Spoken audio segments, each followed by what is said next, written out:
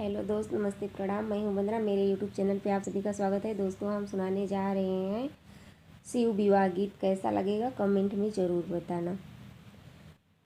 बैला चढ़ल शिव शंकर जिया मैयरी गौरा क दूसर भी यह रे ललनवा रे गौरा क दूसर बियाह रे ललनवा।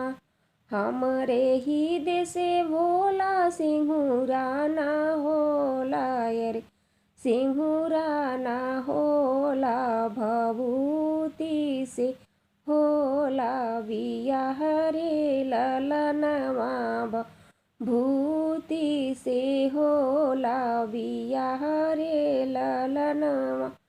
हमरे ही देशे भोला पियरी ना होला रे पियरी ना होला पीताम्बर से होला बियाह रे ललनवा पीताम्बर से होला बियाह रे ललनवा।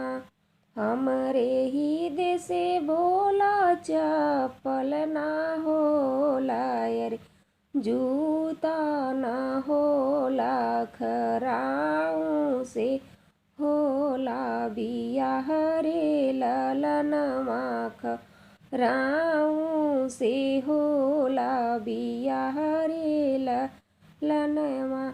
बैला चढ़ी शिव शंकर जिया मैयरी गौरा क दूसर बियाह रे ललनवा रे गौरा क दूसर बियाह रे ललनवा।